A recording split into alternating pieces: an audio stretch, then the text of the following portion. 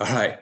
So, Michael, I really feel like, we talk a lot about me and I've been on numerous other people's shows and podcasts and I think my story's out there. And so I guess we've been talking about Levi, we've been talking about exercise ADHD, we've been talking about a little bit about athleticism, just scratching the surface, of course. But let's tell our listeners a little bit about who you are, where you came from, and why you do what you do. And I know that you shared a little bit on how you and I connected, but let's go beyond that and where you started and who you learned from, and let's share about you today.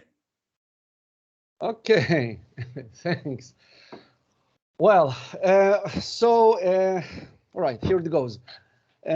My story is connected to my father too, but unlike your story, my father left when I was 3. I never saw him again. He never contacted, and I was raised by my mom. So I can handle the house.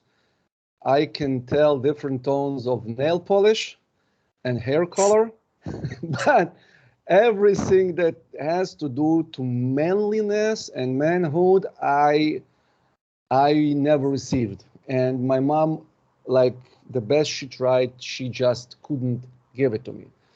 So this is a very short story. Raised without a man, wanted like a man in my life, and it laid the foundations for me to want to be a better father. Like I said, okay, like there was something I said, if I didn't have it, I'll try and I'll do my best that other people will experience like the what I've been, left out of. And so this is how I grew.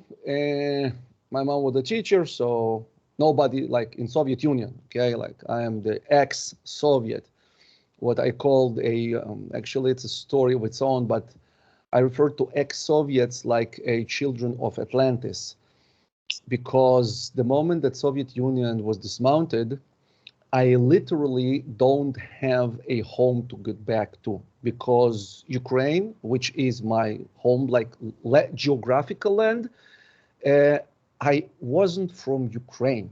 And this is like it's like sometimes it's hard for people to understand, because USSR was something different. So although I was Ukrainian, I'm not, I'm a Soviet. So it's kind of, it's this kind of story. And then we've immigrated to Israel, and How old were you when you made that trip? I was 12. I just began, like I had my friends, my childhood friends, and I spent many times outside. I was, climbing garages, jumping from place to place. What now, like people, do as natural movement. Like again, was my childhood. Okay, we had nothing to do, and just girls began like very gently. It was nice, and then we were tore out of our childhood, because I kind of just we received the message that, hey, we're going to Israel, and since we're not religious, like I knew I'm a Jew, the same as, I don't know, like somebody knows that he's like Mexican or like Hispanian, without, like being this deeply religious with the culture of Mexico or Spain. And it was a harsh experience, because it was kind of, you know, like I refer to it as, as close to rape as you can possibly get, because things been done to you without your like will or your any ability to do something. So we came here, and things rolled. Um,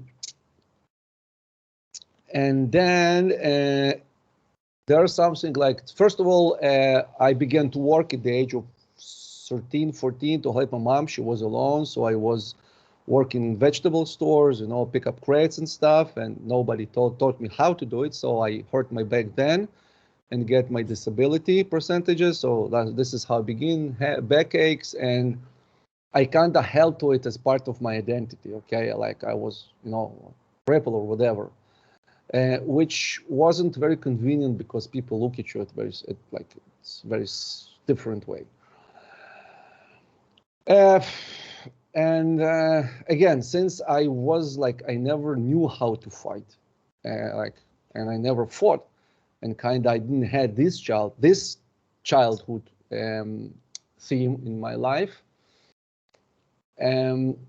So when I was by the age of 15, I was robbed in the Dalit, in the middle of a city.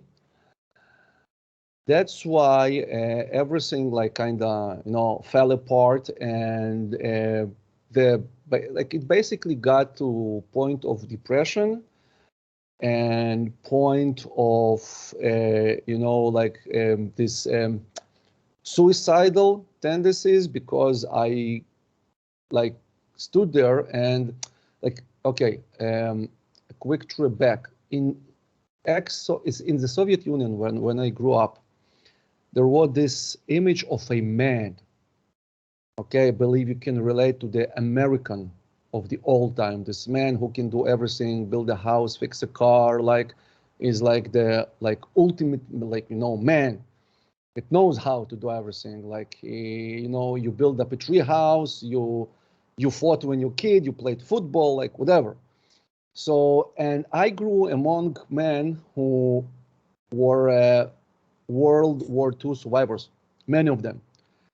So this image of man, like who can like do everything, was installed in Ugarit, and said, okay, I want to learn and I want to know how to. And when this thing happened, my immediate response that you are a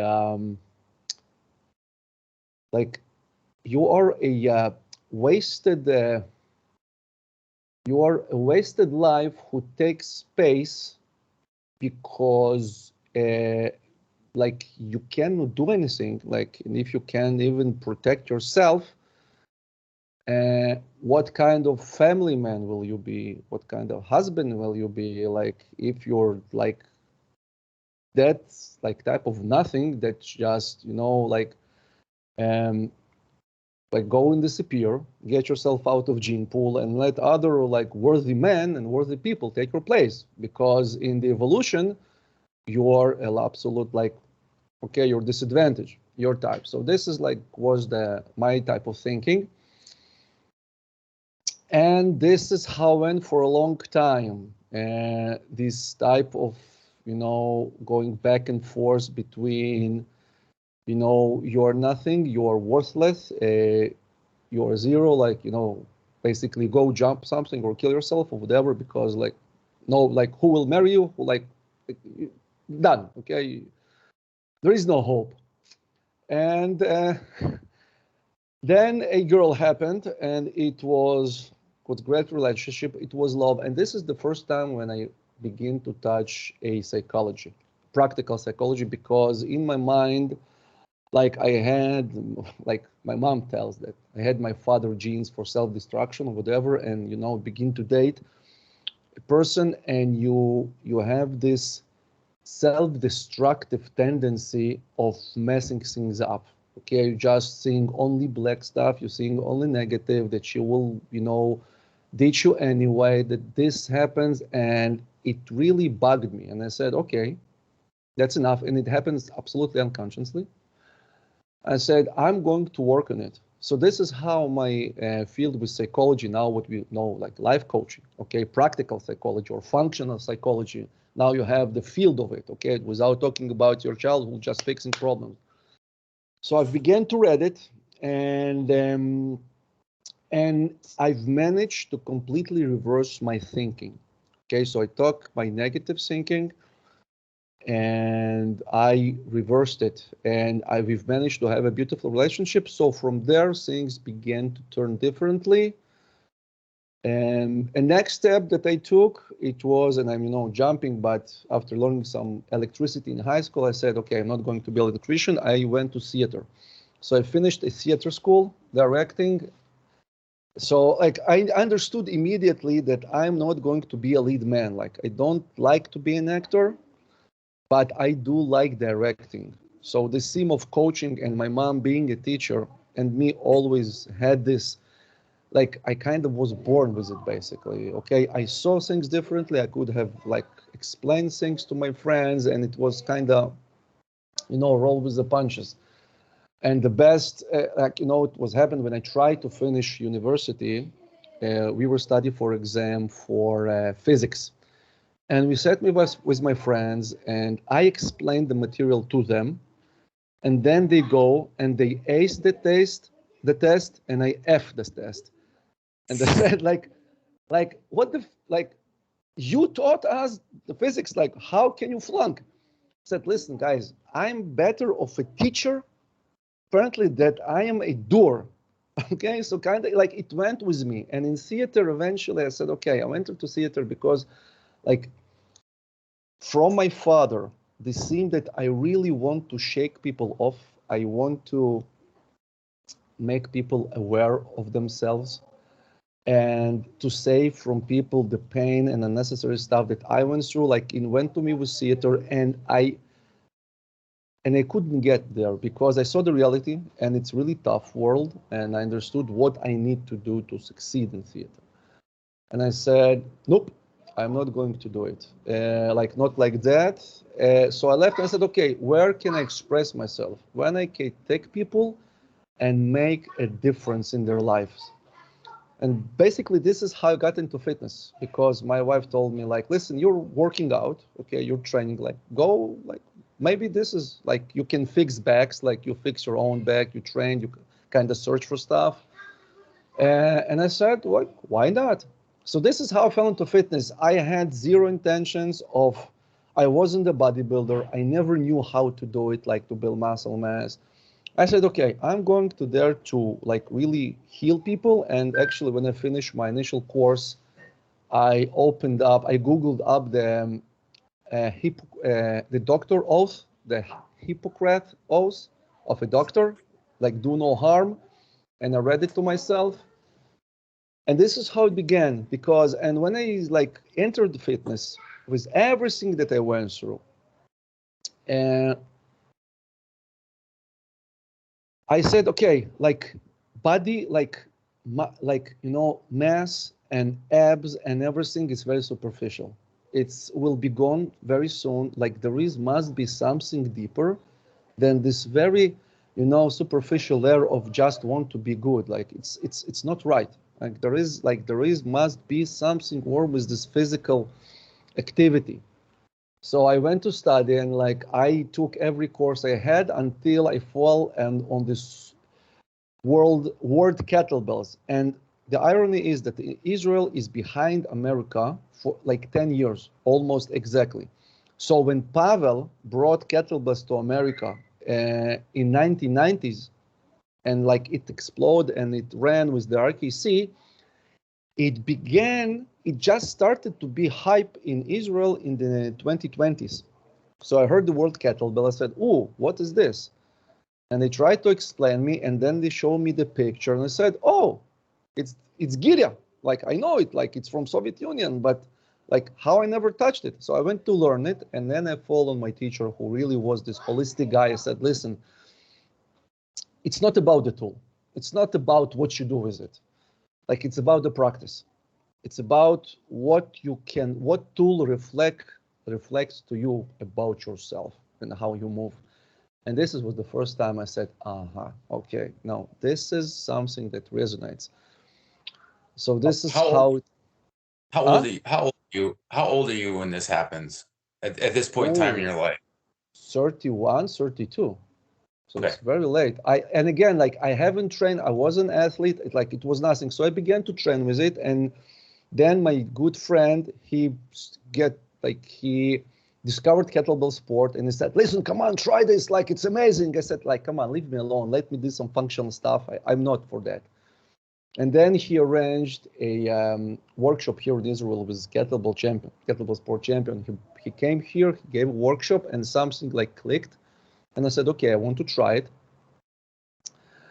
And I began to practice, and obviously I began to bitch to my coach, like, listen, like I need to count my reps, I need to follow the time, I need to pace the time. And he told me like, yeah, well, stop bitching, like, and stop bitching, start doing, like, and grow up. I said, all right. And I practiced and I like began and I was, huffing, puffing. And then he told me this pivoting sentence. He said, listen, it's like meditation. Okay, just stand there, like completely lose your face, like completely relax, like no expression, no muscle, because every muscle you tone, it's tension unnecessary, and just meditate.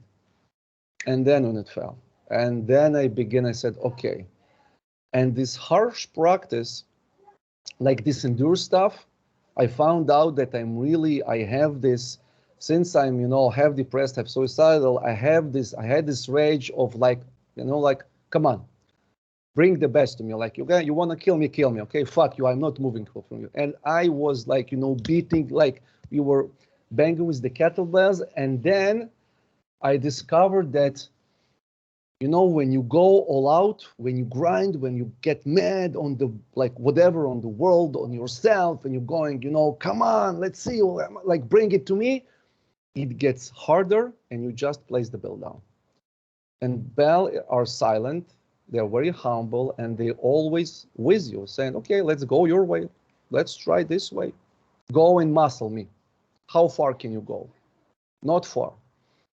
And then I said, okay, let's search for another way. So I racked and I stood there and I said, okay, let me just feel the bells. I said, okay, now I'm feeling. And I began, to jerk, kind of long cycle fell pretty immediately. I hated the snatch for the first time. Like I took the bell, I said, I had this exercise, something not working for me. Long cycle and jerk fell kind of run under my skin. And then the more I relaxed and the more I let go, the easier it became, and I could grind it another minute, and and just I was practicing kettlebells because it was centering me. It was some sort to make peace with myself and saying, okay, if I can do the set, I'm like, I'm worthy, I'm kind of strong, I'm like doing something. At least, I have some really feasible base, okay, to stand and to, my little one just came home, and to be there. And before that, I'm jumping just a second back. There was a time I stood on the roof thinking about jumping. And like the city was nice. And somehow I always had this thing with God, because my mom wasn't religion, but she believed. And in Soviet Union, God was forbidden. Like God did not exist. Like it wasn't there. But somehow I went to church and, stuff happened. And I sat there and said, like, first of all, it's not up to you to take your own life, because like God gave your life and God will take your life. So like, don't do it.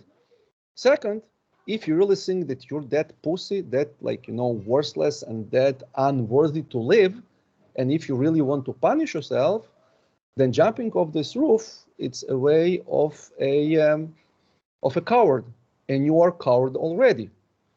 So if you want to punish yourself, live. So kind of, it went, and like, it really was about this thing that, I like, who am I to, to question him or whatever? Okay, like, it's not me. So I went off. And this is what brought me, like, to this kettle practice of endurance, because I knew, like, maybe I had a purpose. I don't know. At this time, I was training. I was 35, I believe. 30, yeah, 30. Yeah, about 30, 32 when I started. No, sorry. I was about 30 at that time, 29, because I started earlier a bit.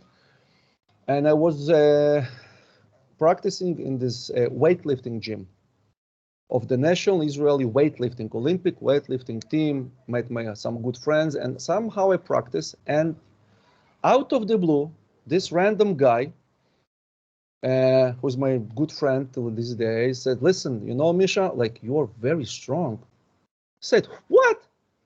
Like me? Like I'm nothing. Like look at you guys. Like, you know, you live this way. It's like no, it can be like you're not talking to me. Like I won't accept it. Said, no, yeah. Like I see you stand here underneath those bells, rep at a time like minutes. I cannot handle it. Like it's psychologically, like mentally, it scares the shit out of me. Like I cannot handle it. Like you're like it's strength that's like, and I said, okay, you know, and then it's like things began to fall apart, you know, like everything, my childhood, and you know, obviously rushing with the story, but really to make the story short, and then it began to fall apart of this inner resilience because.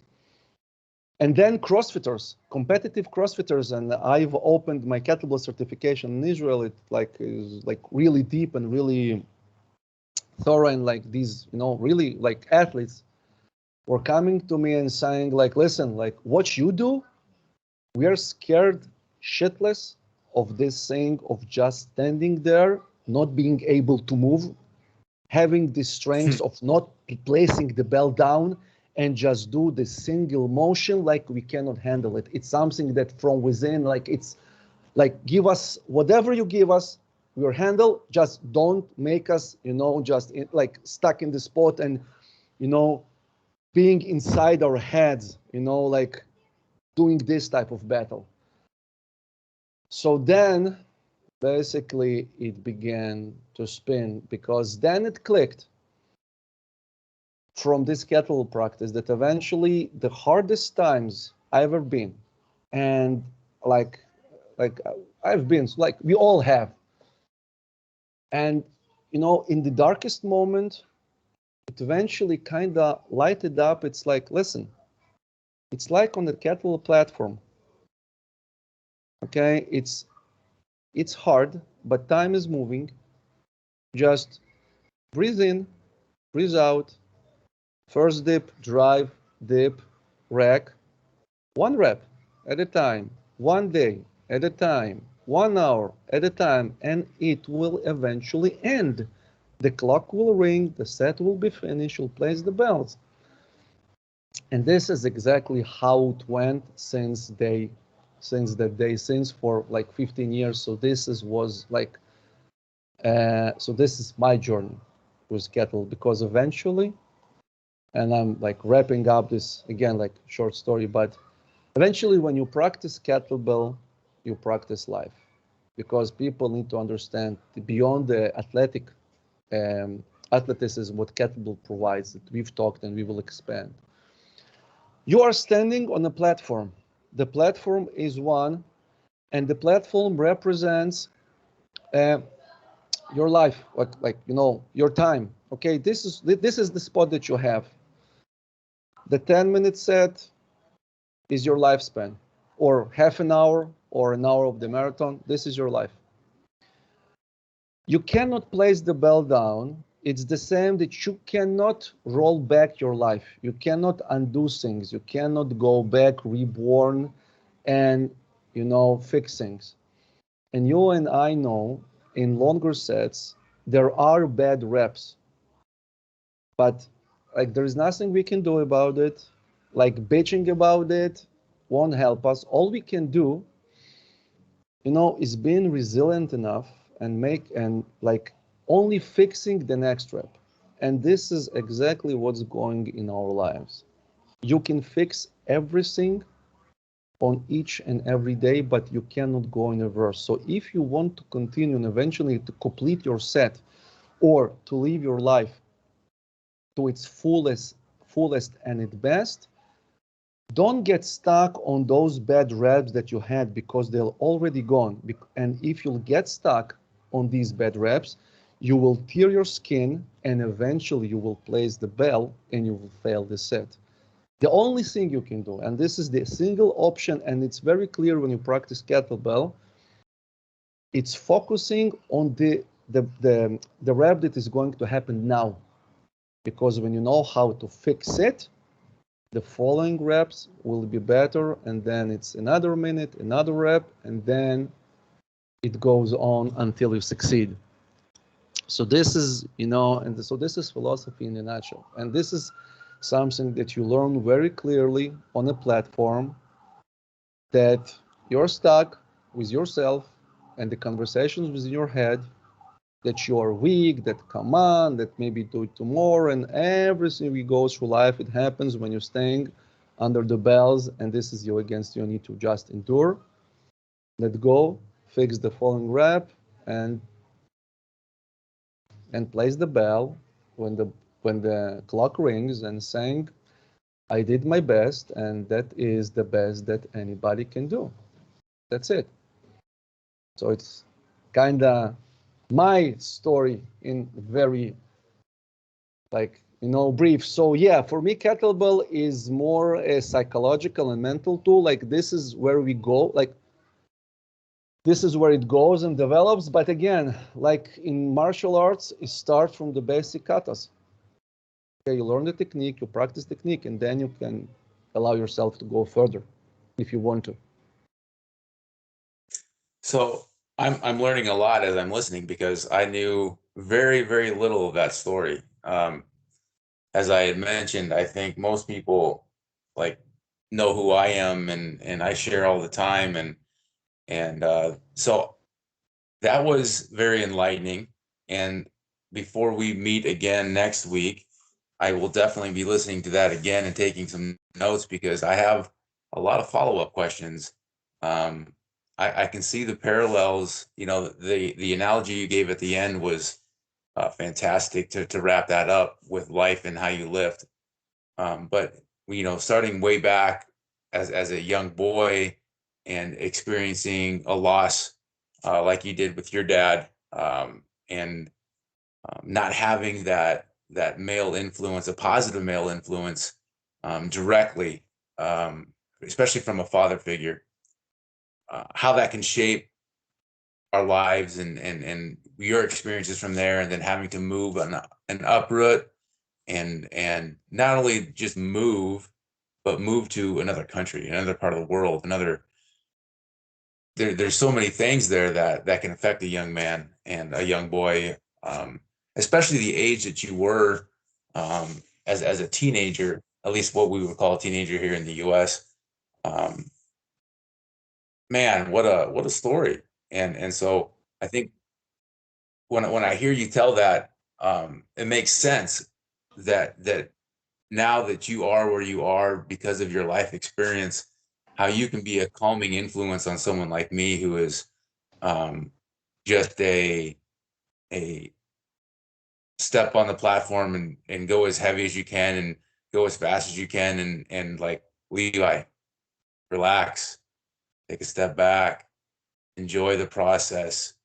You don't have to be the best. You don't have to be the strongest. You don't have to be any of this stuff. You're enough who you are, develop who you are. So some of the stuff that you've spoken to me over the years makes a lot more sense now hearing that story. So I don't want to um, hear my voice any longer today. And I know that we're going to wrap it up here, but I definitely think that there's a lot that we can learn moving forward just from what you've shared today. So I really appreciate that. And I thank you for your vulnerability there. My pleasure. And yeah, like gladly. So next episode, I'll expand. You ask the follow-up questions and we'll be glad.